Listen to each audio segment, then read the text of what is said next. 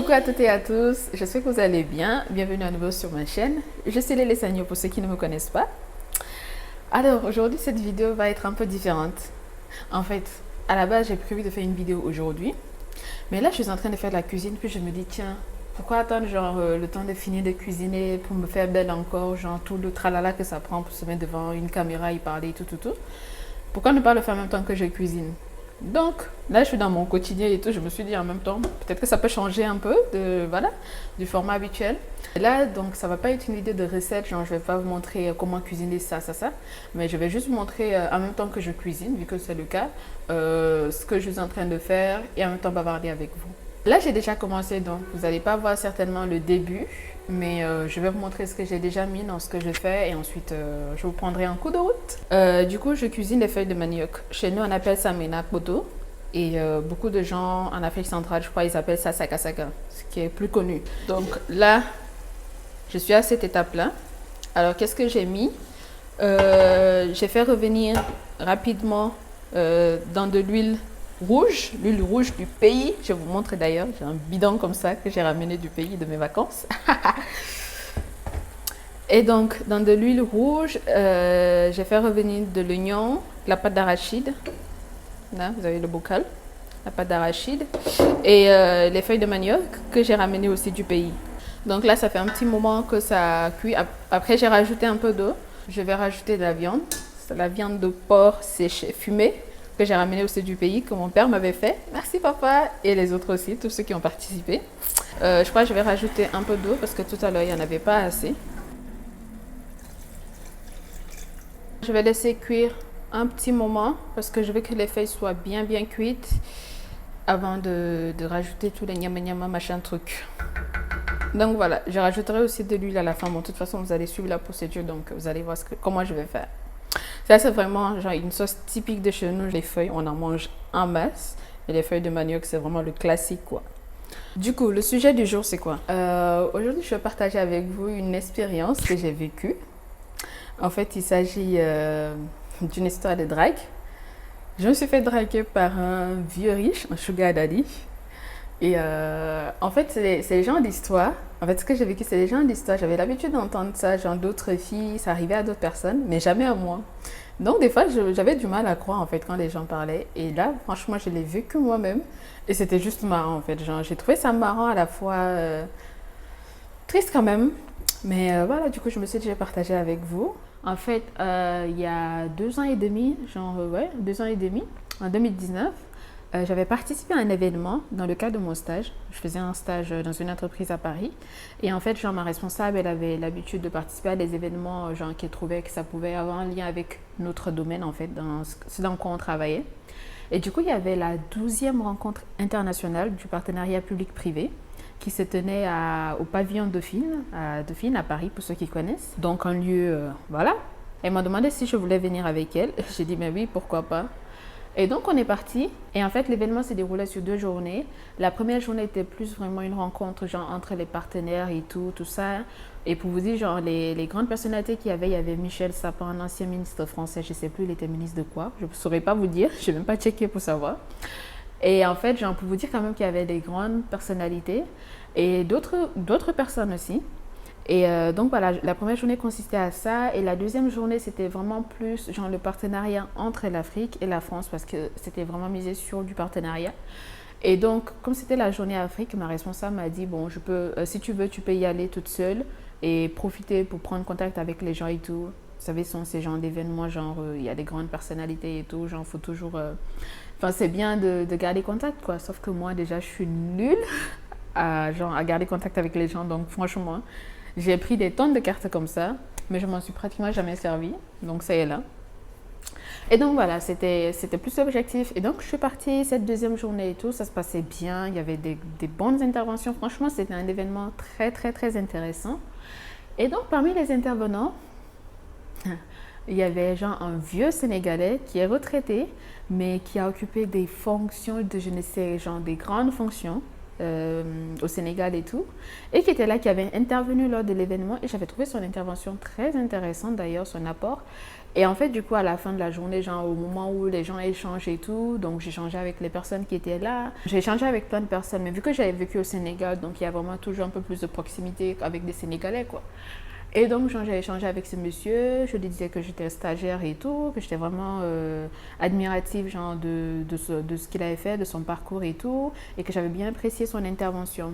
Lui aussi m'a fait des retours positifs genre, sur mon parcours, mon statut, il m'encourageait pour le fait que voilà, je suis une jeune étudiante ici, et justement me disait que ce serait bien de rentrer au pays après les études, ne pas rester ici, parce qu'il y a, voilà, il y a rien à faire et tout ça, que le pays a besoin de nous, l'Afrique a besoin de nous, tout ça. Donc franchement, c'était un échange très fructueux. Et du coup, il m'a laissé sa carte, je lui ai passé aussi la mienne. D'ailleurs, est-ce que j'ai pas sa carte avec moi? Je vais aller checker. Je pense que j'ai toujours la carte parce que j'avais récupéré plein de cartes que j'ai toujours gardées, dont je ne m'en suis jamais servi comme je vous le disais. Mais je pense que j'ai gardé cette carte parce que justement, ça m'a tellement marqué ce qui a suivi après que je me suis dit, tiens, je pense peut-être que je vais faire une vidéo là-dessus un jour, donc je vais garder. Bon, en attendant de trouver la carte, on va checker un peu la sauce qui cuit toujours bien. Donc voilà, l'eau que j'ai rajoutée est un peu rentrée. Là, je pense qu'elle est déjà pas mal cuite, donc je vais assaisonner à présent. Du coup, pour l'assaisonnement, moi, je n'utilise pas grand-chose. Moi, surtout les feuilles de manioc, ça demande vraiment pas beaucoup de choses, ce qui est bien. J'ai mis un peu de... je sais pas comment on appelle ça en français. Les Ivoiriens appellent ça akbi. Nous, les forestiers, enfin, nous les Guerriers, on appelle ça polko. Je ne sais pas comment ça s'appelle en français. Pourquoi je fais revenir à la poêle? C'est pour que ça soit légèrement sec en fait, un peu plus sec pour pouvoir le piler après. Du coup là, j'ai mis mon polko ou akbi si vous voulez. Je l'ai mis là. Je ne sais pas si vous pouvez voir. Dans un petit mortier avec un bout de piment qui me restait. Et du coup, je le pose sur ça parce que... je suis à l'étage et j'ai pas envie que les voisins viennent m'attaquer ici. Donc je vais le piler, après je vais rajouter les assaisonnements au fur et à mesure.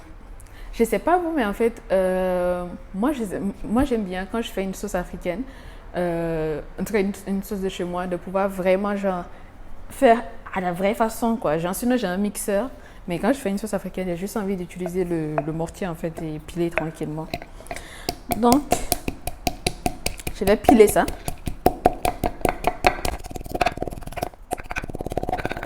Je vais maintenant ajouter les épices. Alors, je vais mettre du bouillon maison que j'ai moi-même fait. C'est un bouillon légumes simple. Du coup, je vais... Aïe, c'est bien serré. Je vais en mettre un peu. Voilà. Puis un peu de poivre de chez moi aussi, je sais pas, c'est différent du poivre classique. Je sais pas non plus comment distinguer ça, mais en tout cas c'est du poivre. Voilà, donc j'en mets un tout petit peu. C'est pour que ça puisse vraiment avoir le goût de la sauce comme chez nous quoi. Donc je rajoute ça. Puis je vais mettre un bouillon classique, un cubord, que je vais rajouter. Et enfin, je vais mettre ça, un arôme d'assaisonnement, Knorr. Franchement, ça, c'est mon passe-partout. Genre, c'est comme le fait tout, le bouillon fait tout. Je ne peux pas m'en passer des deux. Je les mets partout, partout. Et franchement, Knorr, je pense que partagez cette vidéo pour que Knorr puisse me sponsoriser. Parce que de toute façon, je les aime là. J'utilise que les bouillons Knorr, genre, pas d'autres marques. Rien du tout. Donc, j'en mets un tout petit peu parce que j'aime trop le goût en fait de ça. Pas trop quand même, pour ne pas que ça... Et je vais repiler le tout. Je vais bien piler. Alors, je n'ai pas ajouté du sel parce que mon bouillon maison est déjà assez salé. Donc, j'ajouterai du sel à la fin quand je vais goûter qu'il n'y en aura pas assez. Donc, je pourrai ajouter à ce moment-là.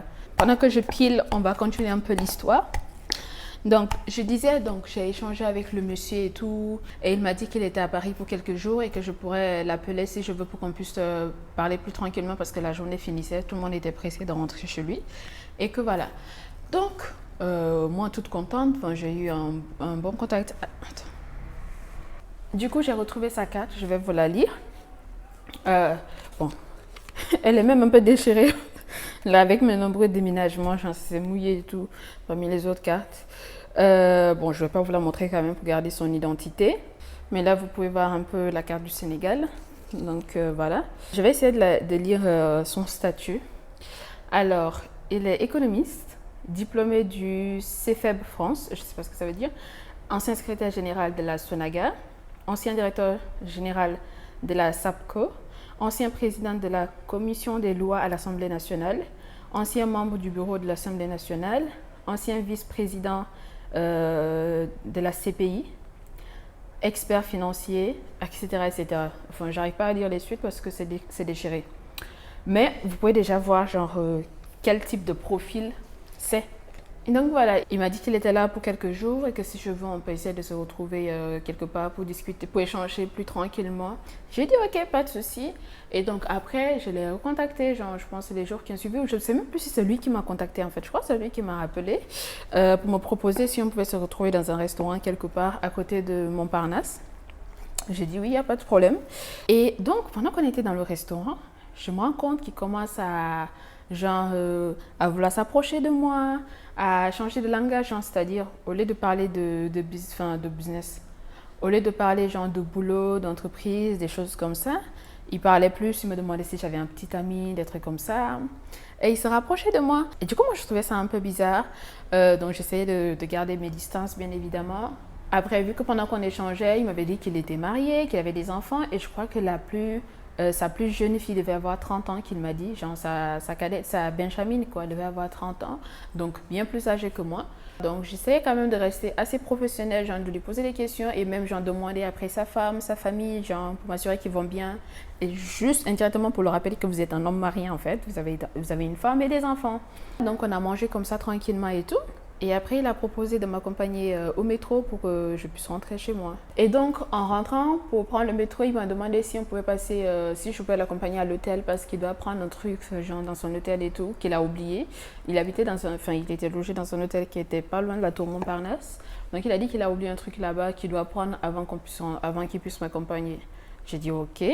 Et donc on arrive, bon, moi je reste devant, quoi, genre, devant l'immeuble, quoi, à l'entrée. Et il me dit, mais tu rentres, tu viens pas avec moi? Je dis non, je peux vous attendre ici, vous allez aller prendre ce que vous voulez. Il me dit, mais non, viens, genre, pourquoi tu fais la timide et tout? J'ai dit non, je préfère rester ici quand même.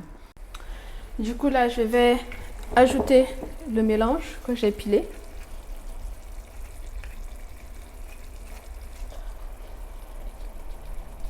Bon, là, il y a une étape qui a sauté parce que le téléphone s'est déchargé et je ne m'étais pas rendu compte que ça n'avait pas filmé en fait. Mais bon, ce n'est pas bien grave. Juste que ce que j'ai pas pu filmer, c'est que quand j'ai mis l'assaisonnement et tout, j'ai laissé cuire un peu, puis après, j'ai ajusté l'assaisonnement à ma sauce. Et voilà, j'ai laissé cuire à nouveau. Et enfin, j'ai mis de l'huile, j'ai rajouté de l'huile rouge du pays. Donc voilà, là c'est le résultat final. Ça a bien cuit. À côté, j'ai fait cuire le riz. Bon, là, je n'ai pas filmé parce que de toute façon, je suppose que tout le monde sait faire du riz. En tout cas, je l'espère pour vous. Et donc voilà, mon menakoto est prêt. Franchement, l'odeur que ça dégage là. Je vous souhaite tous de sentir ça dans votre vie, quoi.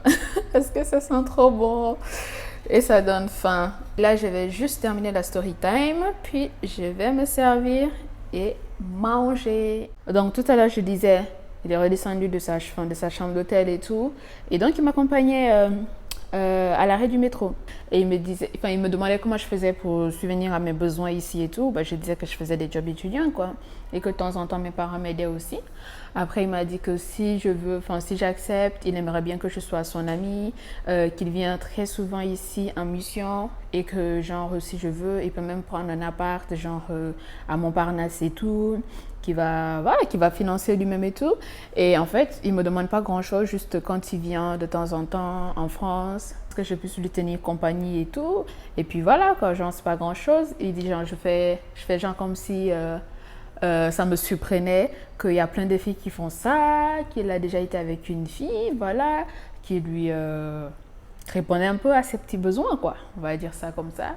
Et au moins, c'est comme ça, genre, je peux avoir une belle vie plutôt que de rester là à travailler, à faire des jobs étudiants, à galérer, tout ça. Que même si je venais à Dakar, genre, ils seraient prêts à me loger et tout ça là. Il faudrait juste que je sois discrète et tout ça, quoi.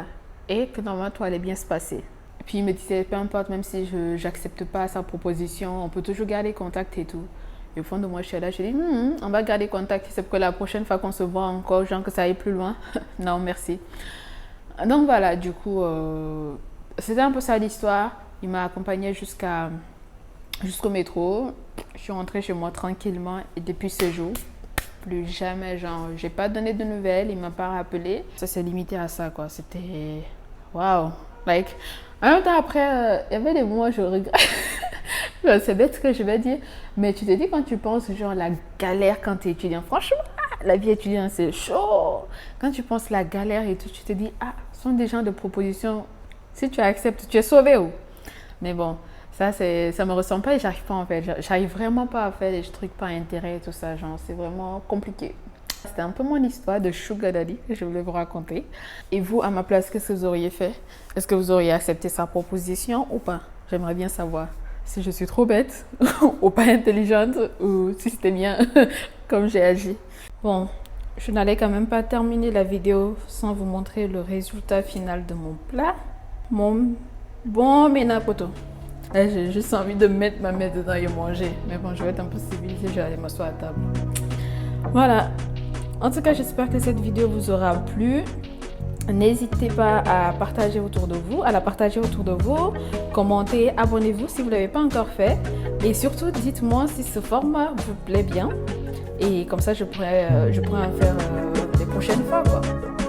Donc voilà, merci encore une fois et bye bye.